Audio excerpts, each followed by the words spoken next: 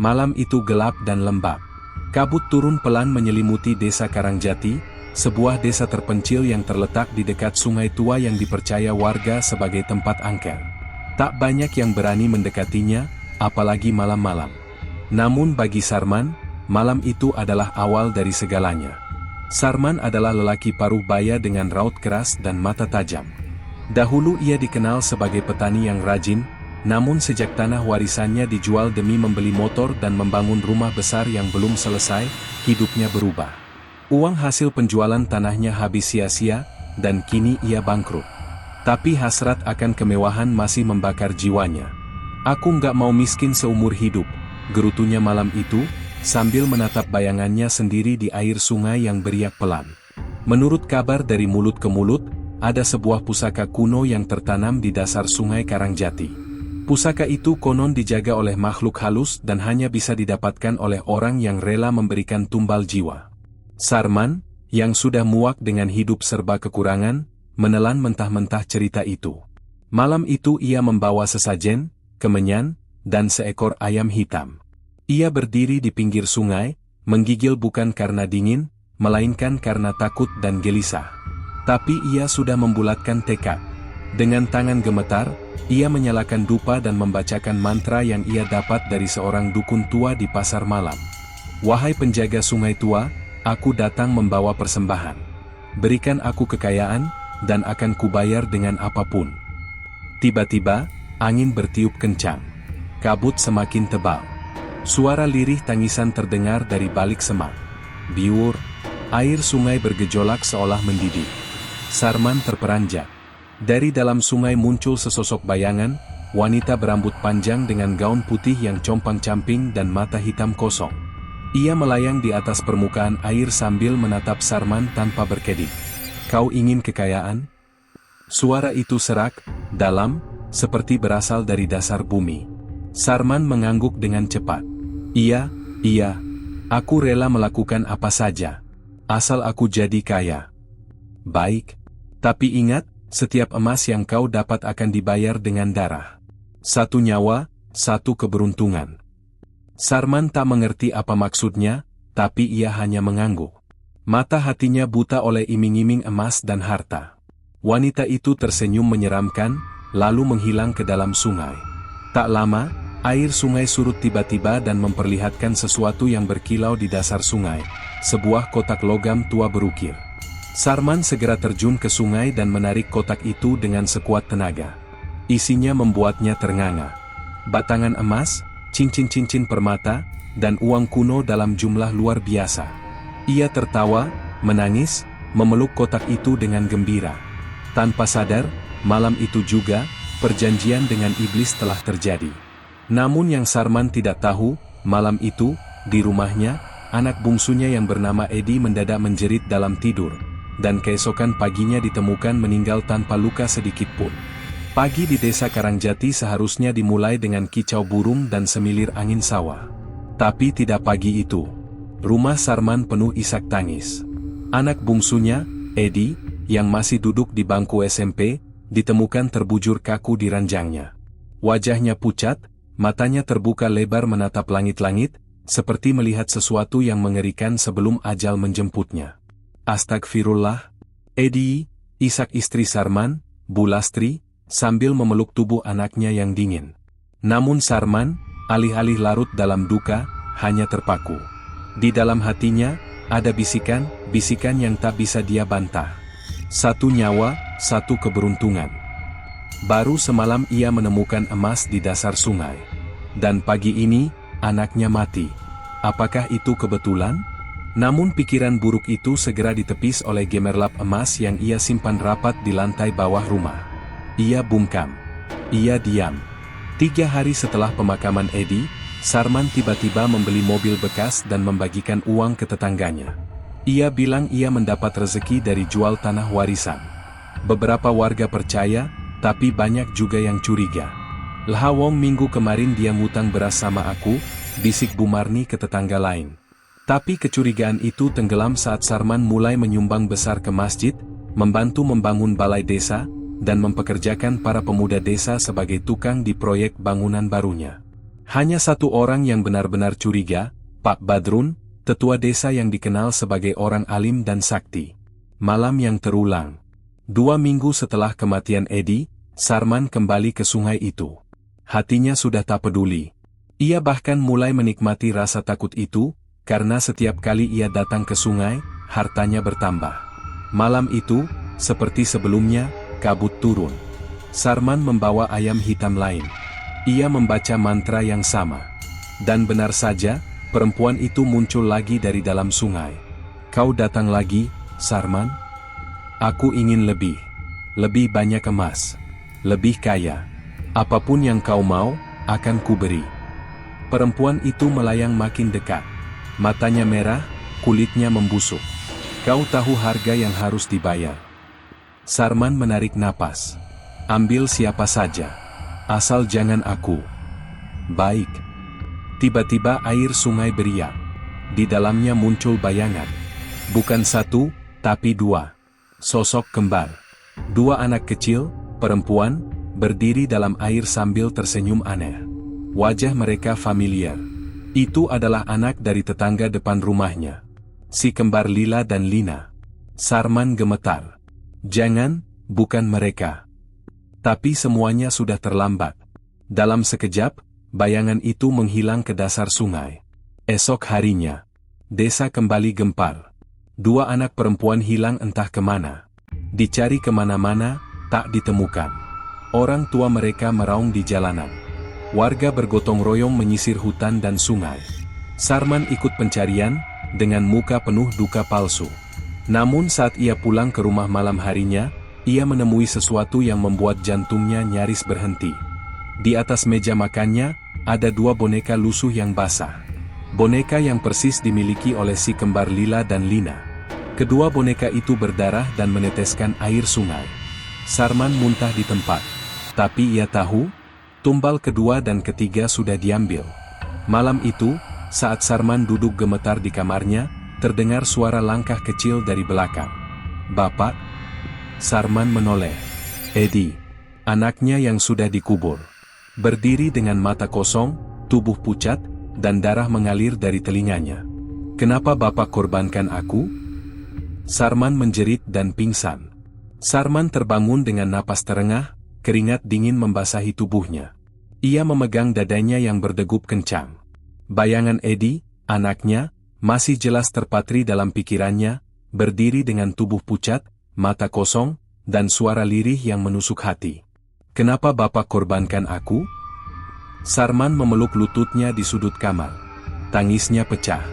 Untuk pertama kalinya sejak semua ini dimulai, ia menyesal. Tapi semua sudah terlambat. Hari-hari yang sunyi. Bu Lastri, istrinya, mulai berubah. Ia jarang bicara. Setiap malam duduk di pojok ruang tamu, memandangi foto Edi.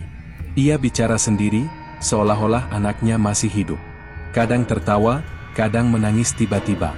Sarman merasa rumahnya berubah menjadi kuburan yang hidup. Harta berlimpah, rumah megah, mobil di garasi, semua terasa hampa. Kosong. Warga desa mulai menjam. Desas-desus makin liar. Anak-anak hilang, rumahnya jadi angker, jangan-jangan, dia yang main dukun, bisik warga. Sarman tak peduli lagi. Tapi satu hal yang terus menghantuinya, suara anaknya tiap malam. Bapak tega, padahal Edi cuma pengen sekolah tinggi, bukan emas, bukan rumah besar. Mimpi yang menguak luka. Suatu malam, Sarman bermimpi. Ia berjalan di sebuah lorong panjang yang dipenuhi lukisan-lukisan bergerak. Setiap lukisan adalah kenangan bersama Edi. Edi kecil yang minta dibelikan sepatu. Edi yang menangis karena nilainya jelek, dan Sarman memarahinya. Edi yang memeluknya erat karena takut petir. Di ujung lorong, ada satu lukisan besar. Edi duduk di atas ranjang, tersenyum padanya. Kalau punya uang banyak, Bapak mau bahagiain Edi, kan? Sarman meneteskan air mata. Ia menjawab pelan, iya, nak. Tapi kenapa Bapak pilih harta, bukan aku? Lukisan itu pecah. Semuanya gelap. Sarman terbangun dan menangis keras seperti anak kecil. Sebuah surat tak terbaca. Keesokan paginya, saat membersihkan laci Edi yang selama ini tak pernah ia sentuh, Sarman menemukan sebuah surat. Ditulis dengan tangan kecil dan tinta biru. Untuk Bapak. Bapak, maaf ya kalau Edi sering nakal. Edi janji mau jadi anak pintar, biar Bapak nggak perlu kerja keras terus. Edi pengen Bapak bahagia. Kalau Edi besar nanti, Edi pengen beliin Bapak mobil biar Bapak nggak kehujanan lagi naik motor. Tapi sekarang Edi cuma bisa beliin senyum. Bapak, Edi sayang banget sama Bapak. Tangan Sarman gemetar membaca tulisan itu. Air matanya menetes tak tertahankan. Ia memeluk surat itu seperti memeluk Edi untuk terakhir kalinya. Namun Edi sudah tiada. Dibayar dengan emas yang kini tak lagi berarti. Panggilan dari sungai. Malamnya, Sarman berdiri di pinggir sungai Karangjati. Kali ini tanpa sesajen, tanpa mantra, tanpa harapan. Ambil semua hartaku. Ambil nyawaku. Tapi kembalikan Edi. Angin sejuk berhembus. Kabut perlahan turun. Namun yang muncul bukan perempuan penjaga sungai. Bukan makhluk hitam. Tapi, Edi. Dengan baju putih sederhana, wajah bersih, dan senyum kecil. Bapak, nggak perlu kaya buat Edi bahagia. Yang Edi mau cuma Bapak sayang, dan tetap jadi Bapak. Sarman menangis terseduh-seduh, menunduk, bersimpuh di tanah. Saat ia menengadah lagi, Edi sudah hilang. Hanya ada angin yang membawa harum bunga Kamboja. Langit sore desa Karangjati tampak muram. Awan hitam menggantung seolah menyimpan duka. Di dalam rumah besar yang dulu dibanggakan, Sarman duduk seorang diri. Tak ada tawa, tak ada suara. Istrinya, Bu Lastri, telah dirawat di rumah sakit jiwa sejak kehilangan kewarasannya. Dan Sarman, kini hanya tinggal bayangan dari siapa dirinya dulu.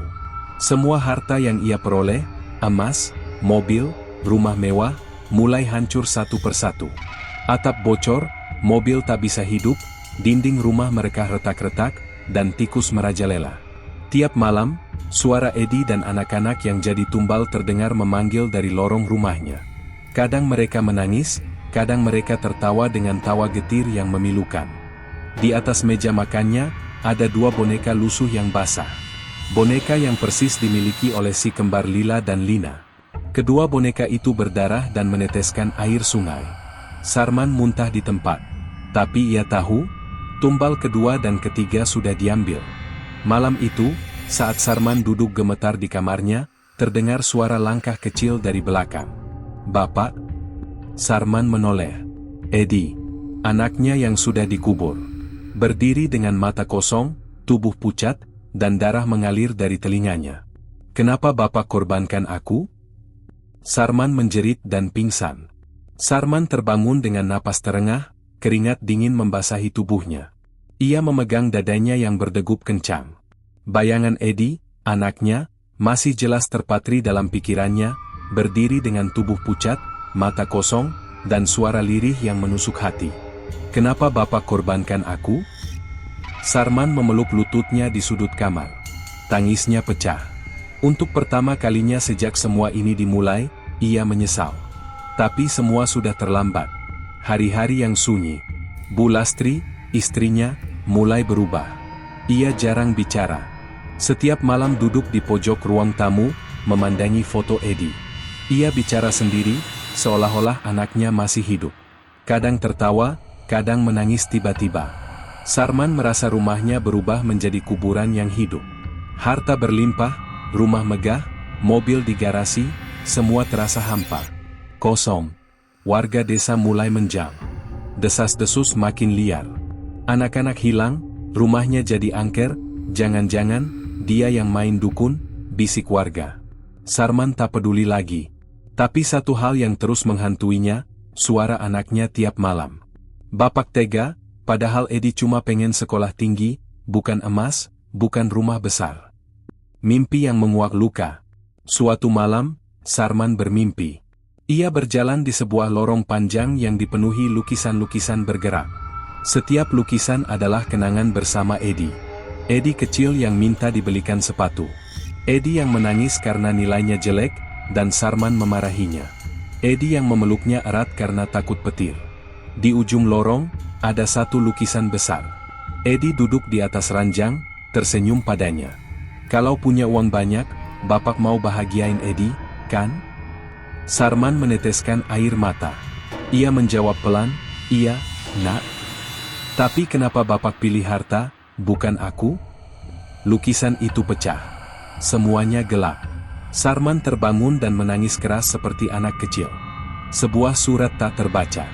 Keesokan paginya, saat membersihkan laci Edi yang selama ini tak pernah ia sentuh, Sarman menemukan sebuah surat. Ditulis dengan tangan kecil dan tinta biru. Untuk Bapak. Bapak, maaf ya kalau Edi sering nakal. Edi janji mau jadi anak pintar, biar Bapak nggak perlu kerja keras terus. Edi pengen Bapak bahagia. Kalau Edi besar nanti, Edi pengen beliin Bapak mobil biar Bapak nggak kehujanan lagi naik motor. Tapi sekarang Edi cuma bisa beliin senyum. Bapak, Edi sayang banget sama Bapak. Tangan Sarman gemetar membaca tulisan itu. Air matanya menetes tak tertahankan. Ia memeluk surat itu seperti memeluk Edi untuk terakhir kalinya. Namun Edi sudah tiada. Dibayar dengan emas yang kini tak lagi berarti. Panggilan dari sungai. Malamnya, Sarman berdiri di pinggir sungai Karangjati. Kali ini tanpa sesajen, tanpa mantra, tanpa harapan. Ambil semua hartaku. Ambil nyawaku. Tapi kembalikan Edi. Angin sejuk berhembus. Kabut perlahan turun. Namun yang muncul bukan perempuan penjaga sungai. Bukan makhluk hitam. Tapi, Edi. Dengan baju putih sederhana, wajah bersih, dan senyum kecil. Bapak, nggak perlu kaya buat Edi bahagia. Yang Edi mau cuma Bapak sayang, dan tetap jadi Bapak. Sarman menangis terseduh-seduh, menunduk, bersimpuh di tanah. Saat ia menengadah lagi, Edi sudah hilang. Hanya ada angin yang membawa harum bunga Kamboja. Langit sore desa Karangjati tampak muram. Awan hitam menggantung seolah menyimpan duka. Di dalam rumah besar yang dulu dibanggakan, Sarman duduk seorang diri. Tak ada tawa, tak ada suara. Istrinya, Bu Lastri, telah dirawat di rumah sakit jiwa sejak kehilangan kewarasannya. Dan Sarman, kini hanya tinggal bayangan dari siapa dirinya dulu. Semua harta yang ia peroleh, emas, mobil, rumah mewah, mulai hancur satu persatu.